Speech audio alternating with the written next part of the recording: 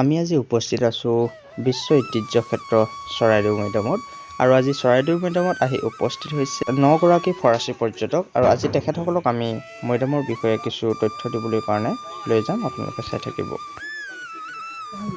তো এতিয়া আমি আহি পাইছোঁ চৰাইদেউ আপোনালোকে দেখিছে আমি ভিতৰত আহি পাইছোঁ আৰু আপোনালোকে দেখিছে ফ্ৰান্সৰ যিসকল পৰ্যটক তেখেতসকল ইতিমধ্যে আহি পাইছে আৰু তেখেতসকলক আমি বৰ্তমান এই যি মৈদামৰ ভিতৰ চৰা এই মৈদামৰ ভিতৰ চৰা তেখেতসকলক দেখাবলৈ কাৰণে লৈ যোৱা হৈছে। আপোনালোককো আমি দেখাবলৈ কাৰণে চেষ্টা কৰিম। তেখেতসকলে বহুত উৎসাহেৰে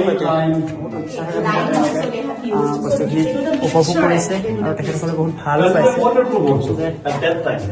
অসমত এনেকুৱা ধৰণৰ ঐতিহাসিক কিছুমান বস্তু আছে যিবোৰ বস্তু তেখেতসকলে বেলেগত ক'তো দেখিবলৈ পোৱা নাই। Là, c'est la construction des briques, c'est comme je vous ai déjà parlé de certains temples qu'on a vus, qui étaient auparavant. Vous avez peut-être oublié, mais je vous ai parlé des briques d'un temple dans lequel on pouvait rentrer, et que les briques étaient construites non pas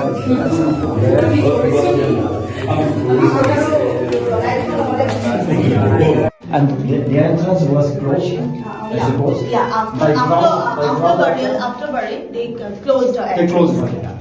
Because they believe the kings never die. Okay, the kings never die. But we have a spiritual belief that the kings never die. So the next king, till the next king is appointed, they follow that. They will build this one. They will be live. And it will take about 2 to 3 months. So.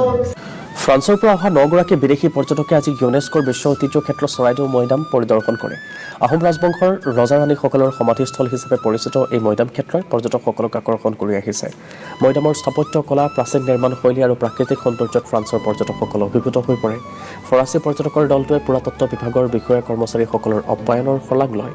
উল্লেখযোগ্য যে চৰাইদেউ মৈদামে ইউনেস্কোৰ বিশ্ব ঐতিহ্য তালিকাত স্থান লাভ কৰাৰ পিছৰে পৰাই দেশ বিদেশৰ পৰ্যটকৰ আগমন বৃদ্ধি পোৱাৰ লগতে চৰাইদেউ মৈদামে বিদেশী পৰ্যটকৰ মাজত ক্ৰমাৎ জনপ্ৰিয়তা লাভ কৰিছে।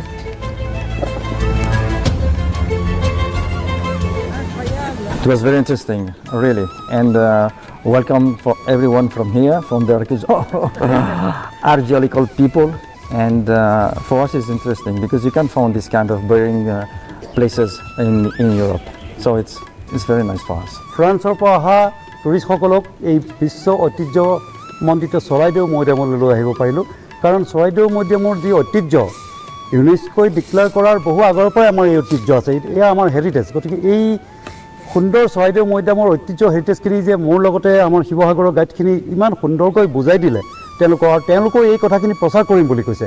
ইজিপ্তৰ পিৰামিডৰ লগত তেওঁলোকে নিজেই তুলনা কৰিছে। গতিকে এনেকুৱা ধৰণৰ কথাবোৰ নিউজবোৰ প্ৰচাৰ হ'ব লাগে।